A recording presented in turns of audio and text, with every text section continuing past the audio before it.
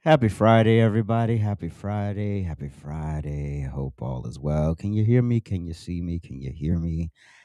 Can you see me?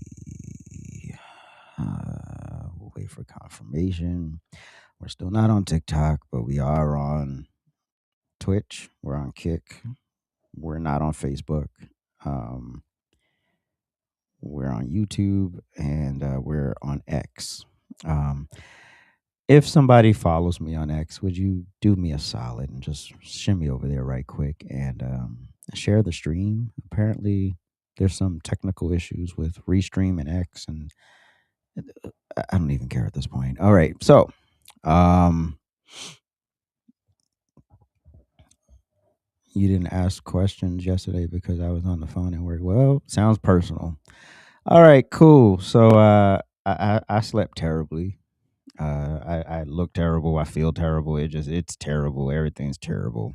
But but I made it. I'm here. I'm alive. Um, I slept like 2 hours. Uh, and I was like, yeah, you might want to. And then also I was like, what am I? The challenging thing about doing something like this, like 5 days and now 6 days, and then a double header on Friday, is just keeping the topics fresh or whatever. So, but I'm going to continue to talk about Trump, and the reason why is because I'm kind of pissed. Um, I'm kind of pissed because folks are not paying attention to the right stuff. We're either distracted by Candace Owens babbling about nothing, or we're distracted by Epstein files, right? And we're not actually getting the message out, right? And then we're complacent, right? Because we've won the election, right? And winning the election is just the beginning. Then the real work starts, which is why why President Trump and everybody in the administration hit the ground running, because they know they don't have a lot of time. Give me 1 second. I gotta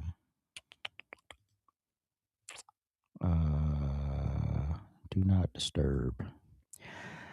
There we go. All right, cool. Because all of a sudden everybody wants to start texting you when you know I'm here, right? I'm trying to focus. I'm trying to do my thing, right? Anyway, so yeah, we're all over here distracted by stupid stuff, irrelevant stuff. Candace Owens got y'all distracted, not focused. Not I see very few people actually talking about the successes of this administration. So I'm gonna do my part, my little small part, to make sure the conversation stays open and that we keep the conversation going around this, because the mistake we're about to make, and this is typical of midterm elections, right? One party wins, the other party reacts, right? We understand that, right? But in order to be unprecedented, we have to show up. That's it. I don't care about typically what happens, because yeah, it happened during Bush, it happened during Obama, it happened during Trump first term, it happened during Biden. Yeah, we understand that the party that didn't win often reacts, and then the party that won gets a bit complacent, and they don't show up, right? And so, well, Amy, I wouldn't say they're not passing anything, but it's they're doing their part, but it's up to us to make sure we're telling people, right? And so when we're just sitting here saying, well, they're not doing anything, and then you have Marjorie Taylor Greene, who I don't know why people are still talking to this woman. I don't know why. I don't know why people are still talking to this woman. You literally quit. You quit on the American people. Nobody cares what you have to say. You quit. You walked away with your pension. You walked away millions of dollars richer. Nobody cares. You are not one of us. You are just as bought and paid for as any of these politicians you're trying to throw under the bus. What the difference between you and them is that you're just an insecure monkey, and so you jumped off the ride because you knew you weren't going to get what you wanted. That's the only difference between you and them, right? They're willing to dog it out, do all the grunt work and all that other stuff. You jumped off the ride. So if you were really about it, you would have stayed in the race. You would have stayed in it and continued to be the voice of quote reason. But yeah, clearly you clearly made it that made it clear that you are a grifter and nobody cares what you have to say at this point. But people insist on platforming this woman and giving her space to talk and continuing to bash everybody. And then meanwhile, no one's asking her the actual questions. Well, how did your business go from moderately successful to multimillionaire, and how did you go from net worth of this to net worth of that? Nobody's asking Marjorie Taylor Greene any of those questions, but no, just allow her to keep bashing the Trump administration and acting like these people are just sitting there on their asses doing nothing when literally they are. And can y'all please get off Pam Bondi's katukis? Get off the katukis, right? The traps are being set. These idiots are walking into the traps. You have to allow the process to play out. This whole you thought the administration's changed, and then all of a sudden, everybody's just gonna start getting arrested recklessly. That's not how that works. That's not how the law works. The law is slow, right? The law is slow. It's methodical. It's decisive, and you better have all of your I's dotted and your T's crossed before you try to charge anybody with anything. Because look what happened with Letitia James and James Comey. They jumped the gun and got caught. So we don't want that to happen again, right? Okay, cool. So let her do whatever she needs to do. I don't give a frog's fat ass, and I will say this until I'm purple and dead and gone. I don't give a frog's fat ass about an Epstein file. I don't care. I've been consistent from day one. I don't care.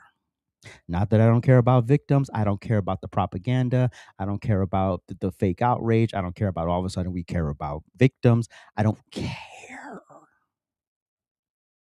I didn't vote for Donald Trump to release the Epstein files. Otherwise, if that was the case, I would have pressed Joe Biden to do it and voted for him. So what was the point? I don't care who's president. If my agenda is the Epstein files, make that my agenda, regardless of party. But of course, nobody cares about an actual Epstein file. We care about trying to trap Trump, right? Anyway, so yeah. That's why I'm going to continue to talk about this. And yeah, I will throw in the Candace stuff on the weekends, most likely, and that's fine. Use the weekend time to just be a little more loose and a little more, with the more leaning more toward the pop culture stuff. But we've got to get into the weeds of it, and that's not the fun work. The fun work is Erica Kirk might be grooming a 15-year-old. Yes, that's salacious. It's very salacious. It's very tantalizing. Oh my God, what is she doing? And all of the stupid stuff that Candace Owens is coming up. Yes, all of that is very fun and amazing. But no, I'm not interested. Not every day. No, not every day. So anyway, where are we? Oh, that's what I'm supposed to be doing. Hold on, give me 2 seconds. So, of course, me doing my due diligence, I didn't remove yesterday's graphic. uh, there we go. There we go. There's my graphic. All right.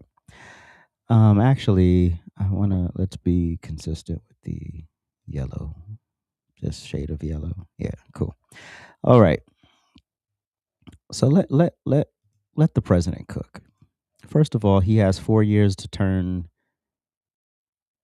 water into wine, to turn controversy into substance for the American people, to turn around things that have been misused and abused for multiple decades, everybody. Not just 5 minutes, multiple decades. It is physically impossible to overturn what has been done to our federal government in 4 years. It is damn near impossible.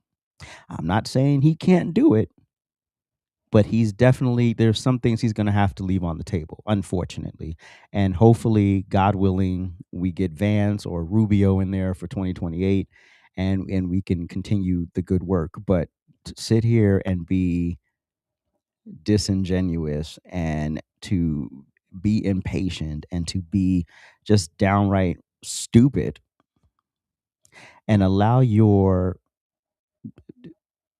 ignorance of the process, because there's a lot that I don't know about the process because I'm not in those rooms, right? So there's a lot about that process that's clearly taking time and things slowly get revealed, right? But if people are not willing to do the long term. Everybody wants instant dopamine. They want a hit. They want to be able to gloat and clap and scream and shout like seals and tell everybody all of the good news. But you know what? Sometimes you got to do it nice and easy, like Tina Turner said. We always do it nice and rough, but we'll take the beginning of this administration and do it easy. And then we'll do the finish rough. But the goal right now is not to make President Trump a lame duck president, because that will be 2 years of struggle. He won't be able to get anything through Congress. And then we'll just be sitting here with egg on our face, right? With some accomplishments, but not enough, right? To get the next Republican over the finish line. And this is precisely one of the reasons why I hate the 22nd Amendment. I the 11 through 27 need to go. Well, minus the 18th, which is already gone, but all the other ones need to go. So anyway, let me say this slowly for the people in the cheap seats, because apparently I'm going to be very repetitive, because it bears repeating. Because when you have people literally repeating to you every day that, oh, he's a pedophile, which is stupid. He's not a pedophile. It's clearly been proven. The Epstein files blew up in your face, and you can't face the reality that it ain't working for you, right? And now you're trying to hang your hat on the SAVE Act that's not working for you. So let me say this slowly so everybody in those Section Z can hear me. While they are screaming about the Epstein files, while they are crying that the SAVE Act is the second coming of Jim Crow, while every headline is designed to pull your emotions instead of your attention, the numbers just dropped. Oh, what numbers? And these numbers do not care about your politics. Let's be clear, ladies and gentlemen. Inflation has cooled, jobs were added, the White House is celebrating, and the scoreboard is moving up. But instead of leading with that, the mainstream media, cable news, all of that stuff, with a couple of exceptions, they choose to lead with distraction. So let's cook. This is not right-wing media. This is not a partisan spin. This is literally from CNN. So I just wanted to make sure it's from y'all people, for those out there who like to come into the comment sections on the replay and say, you're just lying, you're just making this up. So CNN reported that the annual inflation has cooled to 2.4% in January 2026. That's down from 2.7 in December. Oh yeah, that's a great work, because that wasn't expected, right? So let that sink in for a moment. Also, let it sink in that this is we're getting back to pre-COVID rates. Oh, okay, cool. Yeah. So inflation didn't spike. Remember, tariffs were going to send everything into the stratosphere, and we're all going to be on bread lines and all of that stuff. It didn't explode. It didn't reignite. It cooled. CNN noted that monthly price growth was about 0.2%. Gas prices fell. Housing cost increases slowed. Core inflation, which excluded food and energy, also eased. All of this matters. It matters. Big picture, it matters. But nobody wants to play the long game. Everybody want to play the here, right now, emotional game. Now let's be grown about it. Food prices are elevated compared to pre-pandemic levels. Rent is still high in many cities. Cost of living pressure hasn't magically disappeared, but cooling inflation means the rate of increase slowed. That is movement in the right direction, ladies and gentlemen. And when inflation slows faster than economists expected, that's called outperforming your projections, right? You underpromise and overdeliver. That's business 101. Period. And so, yeah, what are we talking about in the media? Big old distraction. Epstein files, SAVE Act. Oh, God, women can't get passports. All stupid stuff, right? Now let's talk about jobs. The White House officially reported that 130,000 jobs were added to the private sector in January 2026. AP News also confirmed that. Multiple other outlets confirmed it as well. Economists expected much less. The unemployment rate ticked down to 4.3%. Healthcare added jobs, social assistance added jobs, wages continued steady growth. Because we're not going to get like all of these prices are not going to rescind like to 2016 prices. So the point is to get the wages to match what we're currently paying for everything, right? So you can't argue revisions, right? You can argue revisions. You can debate long term trends, but you cannot erase 130,000 paychecks. That is real Americans going to work. So the headlines tried to emotionally hijack you. The labor market quietly outperformed expectations. So while you over here, Epstein files, my rights, I hate Trump. There's actual progress being made. hmm And here's the piece they absolutely do not emphasize enough. Team Trump is highlighting something critical, and the math backs it up. With inflation reported at 2.4% and wages continuing to rise, we are now seeing real wage growth moving back into positive territory. That means paychecks are rising faster than prices. That's where you want to be, ladies and gentlemen. Let me say that again. When inflation slows and wages continue climbing, workers regain purchasing power. That is the goal, right? So no, you probably will never have whatever you pay for that was such and such price 10 years ago. We're probably never going to get back there, but let's make it a point to get your salary to a point where you're not feeling the pinch, right? This is how pressure begins to ease for working families. For a period of time, inflation outpaced wages. The squeeze was real. We all felt it. We all are still feeling it to some degrees, depending on where we live. But now, as inflation cools and wage growth remains steady, the dynamic has flipped. This is a meaningful economic shift. You don't have to love anyone politically to acknowledge what that means. It means more money in people's pockets relative to rising costs, and that is something that directly impacts everyday Americans, you and I, all of the people on the ground dogging it every day, right? So yeah, now let's clear this up because social media is confused and or omitting it because of course they claim that they care about the kids but they don't want to invest in your future. Now we have the Trump account. So the press secretary announced that the Trump account website is up and running. And the new Trump account is a newly created tax advantaged custodial investment account. According to the White House materials and Treasury guidance, eligible children born during a specific window received a $1,000 seed deposit from the federal government. Parents or guardians can open and manage that account. Contributions can be made annually up to a capped amount. Funds funds grow advantage. When the child reaches adulthood, the funds can be used for education, to purchase a home, or to start up a business. Now, why isn't that the headline in the news? Oh, because it's not exciting. We don't want solutions. We want to just complain about stuff, right? This is essentially a government seeded wealth building account for American families. But we're talking about Candace Owens, I can't say that word, behind.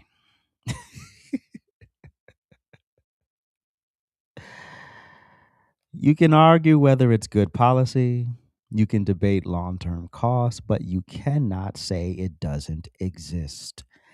It's operational policy.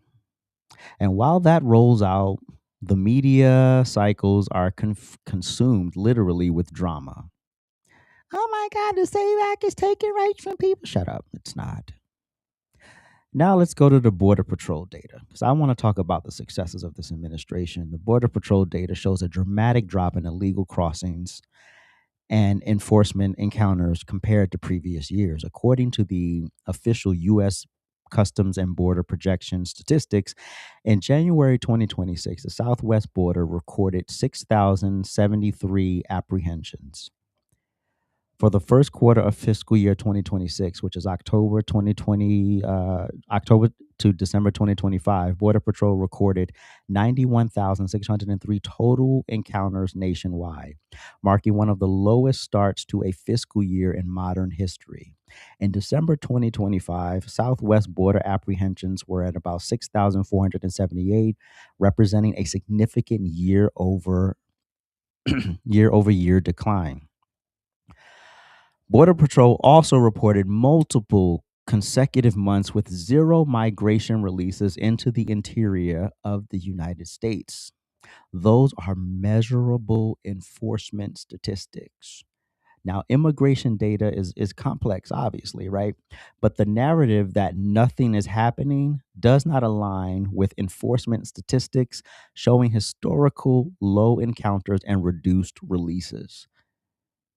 That's another scoreboard. That's another notch on the scoreboard. I do not understand how you're talking about Epstein files with baboons and you're not telling people about the good news, right?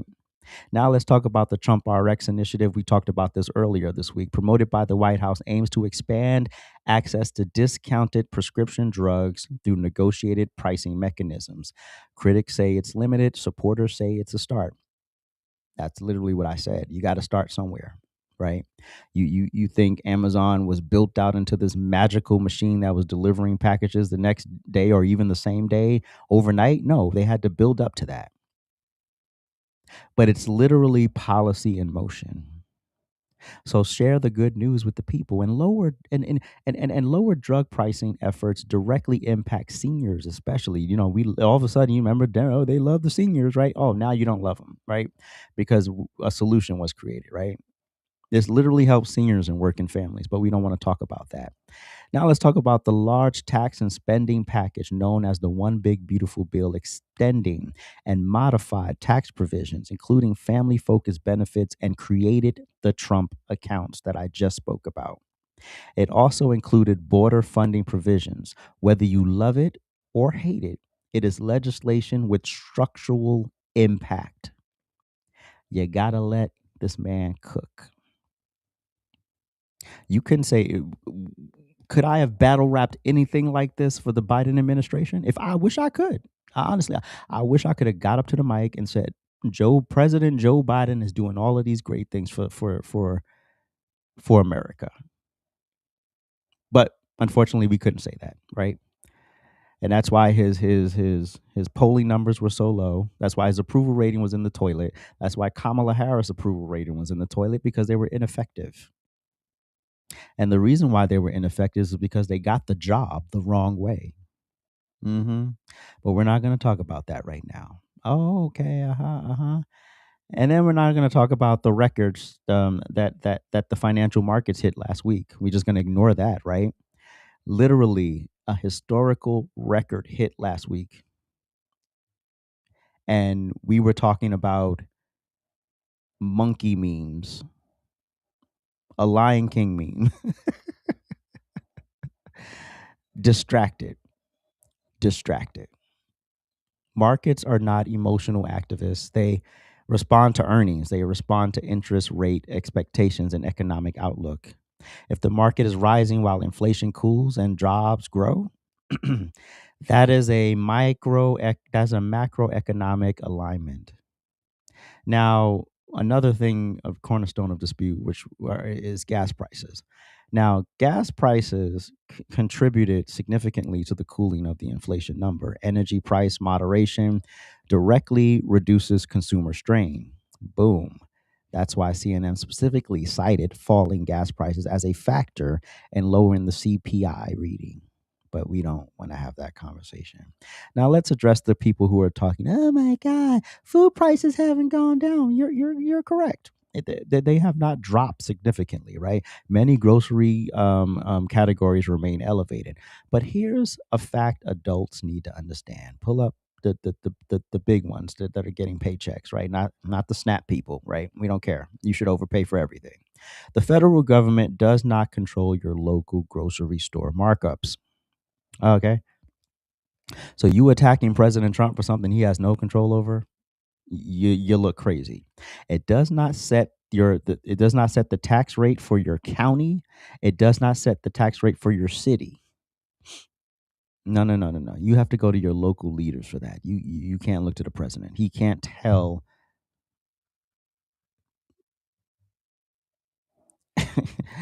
the people you voted for on the local level what to do with the budgets. You have to go to them and what tax rates to charge and why they're charging those tax rates.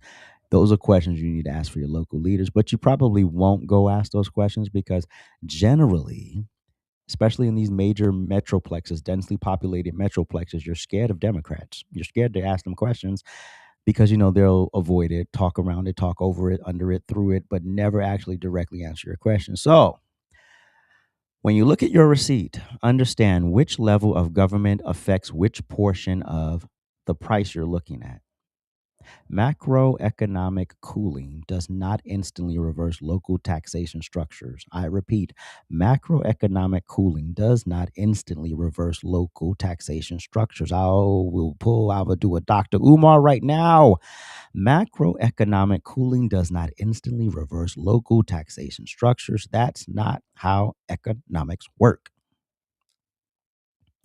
Now, here's where the narrative gets really, really interesting because every time inflation cools, jobs outperform expectations, markets rise, border enforcement increases, the conversation shifts. Epstein files dominate the airways. The Save Act, the Save Act gets framed as this apocalyptic cultural outrage cycle. But why? Because outrage drives clicks, it drives money, it drives views, and stability doesn't. So me sitting here, this is not going to be my most watched live stream ever because people don't care about breaking down facts. They care about how can you give me a dopamine hit so I can, go into a live stream and curse out a liberal. Well, unfortunately, this is not the place for you. Progress doesn't trend, but we all know drama does. Now, once again, because apparently we still have baboons running around here believing that the Save Act is somehow this second coming of Jim Crow. Now, let's deal with that. Let's have the conversation about the Save Act because the rhetoric has been absolutely bonkers. The Save Act, which stands for Safeguard American Voter Eligibility, is federal legislation that would require proof of U.S. citizenship when registering to vote in federal elections. That is all, ladies and gentlemen. We went over this in a whole other live stream, but apparently, again, when you talk about policy, people don't want to hear that. They want to hear me acting like a monkey. I'm going to just say it like it is. If I was in here yelling and screaming and talking about some drama on TikTok or who did this or who did that, I was spilling my personal business. Oh, yeah, all attention. You got all my attention. Right. Essentially, what it does is it amends the National Voter Registration Act to require documentary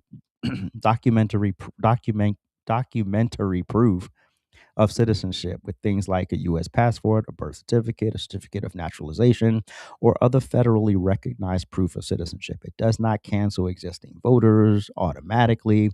It does not outlaw voting. It does not eliminate early voting. It does not impose literacy tests. It does not create poll taxes. So, no, this is not Jim Crow. Did you see that bimbo on Abby Phillips show try to act? Oh, it's a poll tax. He's like, where's the poll tax?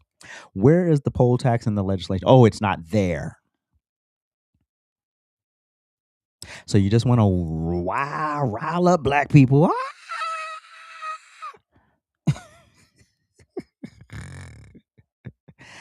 All it does is simply require documentation at the point of registration. Supporters argue it ensures that only U.S. citizens vote in federal elections because we've seen several instances where you have these people who have not earned anything in this country literally participating in our elections. Like how critics argue that documentation requirements could disproportionately impact certain groups who may not have immediate access to paperwork. Look, if you don't have access to your paperwork in 2026, you're stupid. You're probably so dumb you shouldn't be able to vote.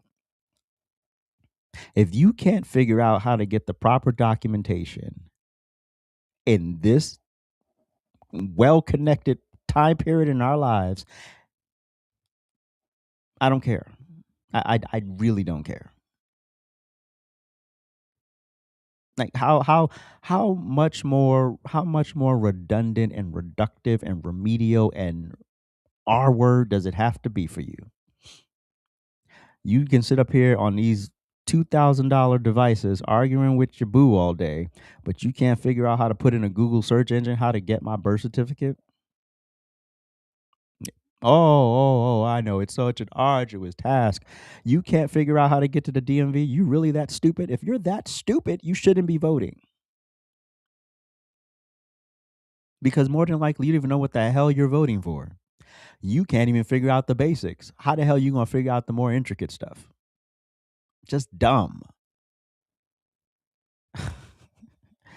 Now, getting to this stupid Jim Crow stuff. Jim Crow laws historically included literacy tests designed to fail black voters, poll taxes meant to financially exclude voters, explicit racial discrimination written into law, intimidation and violence to suppress turnout. And you know who they were being violent towards? You know who they were intimidating? Do you know who they were giving these explicit racial discrimination things to? Do you know who they were implementing their poll tax on? Do you know who they were giving literacy tests to? Black Republicans. Yes. Your little Democrat homies figured out another way because they were pissed off about the Civil War to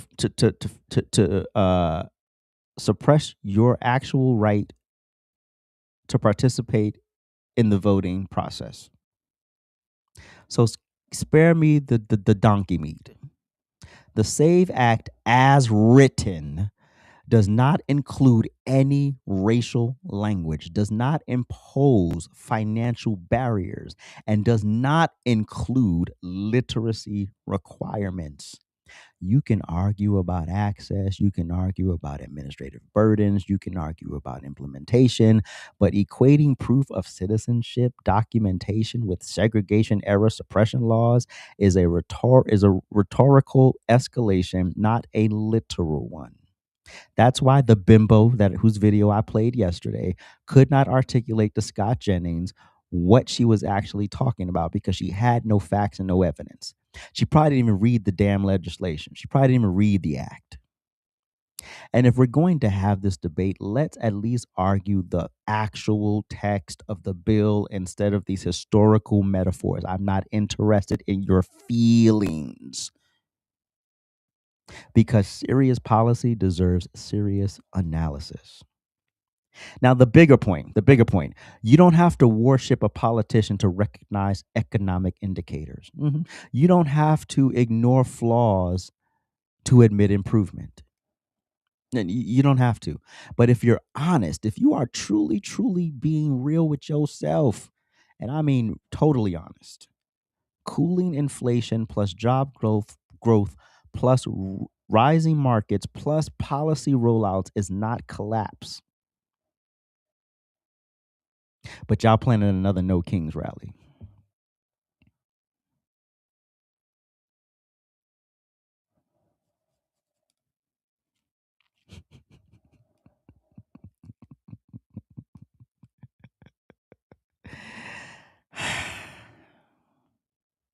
Planning another No Kings rally, but y'all were literally protesting outside of a jail in New York City to free an actual dictator who had a bounty on his head from the very country that went in and got him after he dared them to do it.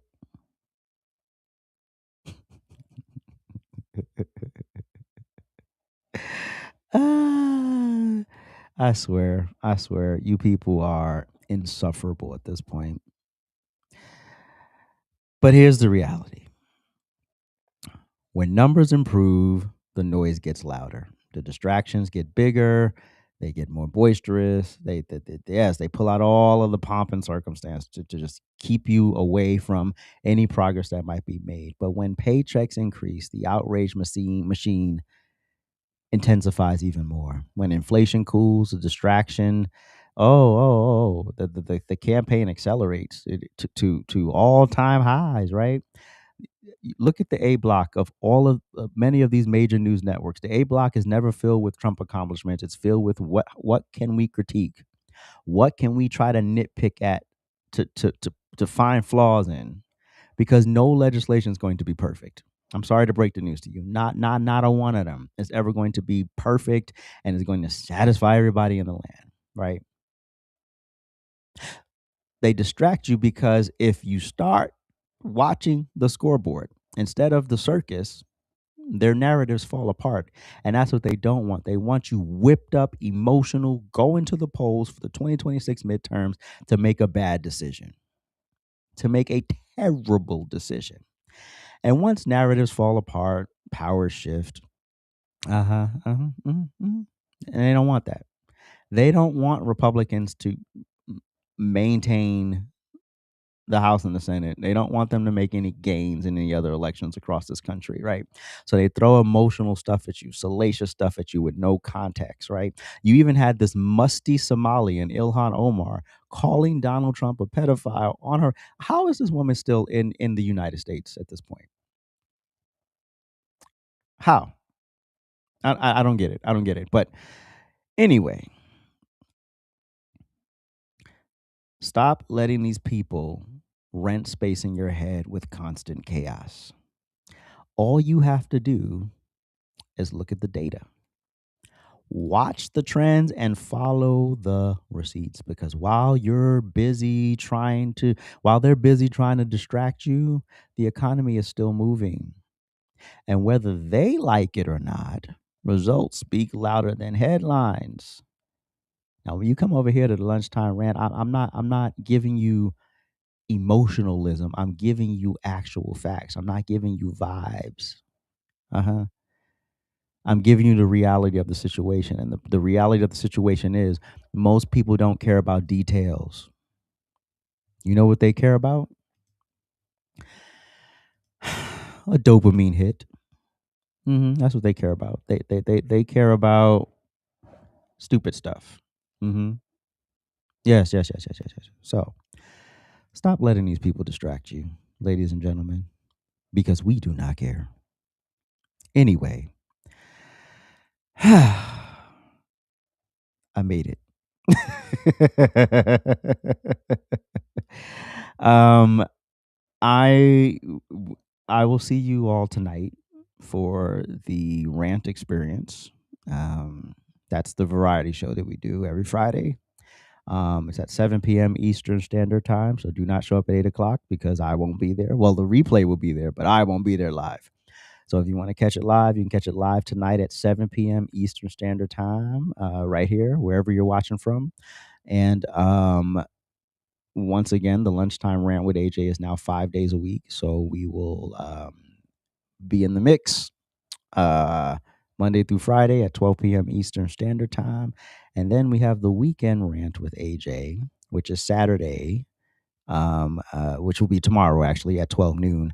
Tomorrow we will be unpacking this Candace Owens crap and just it's more of a relaxed kind of thing. It's not so structured and like this is really.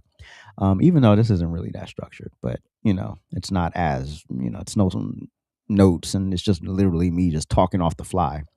But anyway, and if you have not checked out my video on Black History Month, please look for this thumbnail and go support that video because it's a good one. It's a solid one. And actually, we'll be talking more about Black History Month tonight in the rant experience. So make sure you come along and go for that ride with me. And if you'd like to support the channel, you can go over to AJsRANTroom.com. That's AJsRANTroom.com.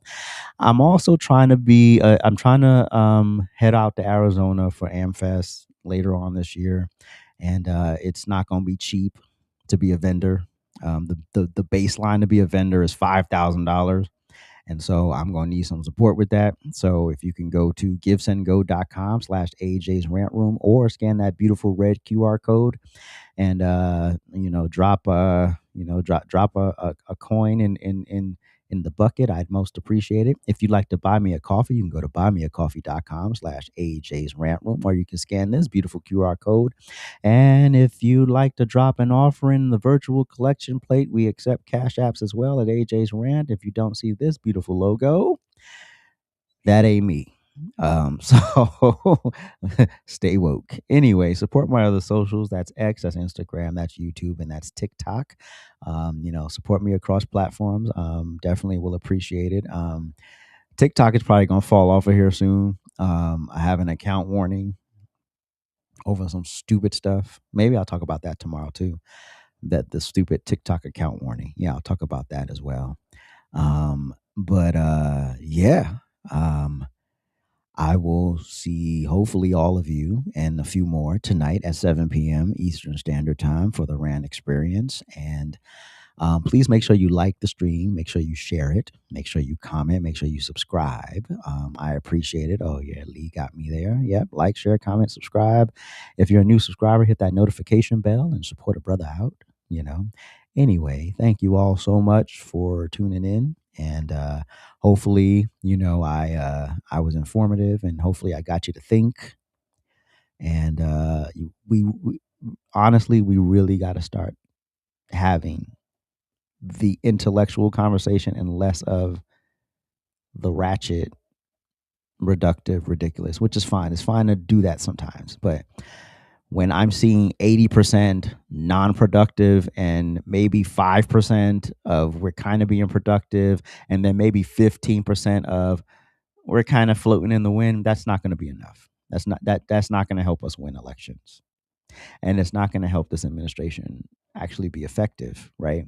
Because when you're up against a conglomerate like the media, who is literally not reporting any of this, right? Or the bare minimum they're throwing in, the F block of the show where people have already tuned out and the majority of the show is gone. But anyway, I appreciate you all. Thank you so much. I will catch you later tonight for the RANT experience. Peace.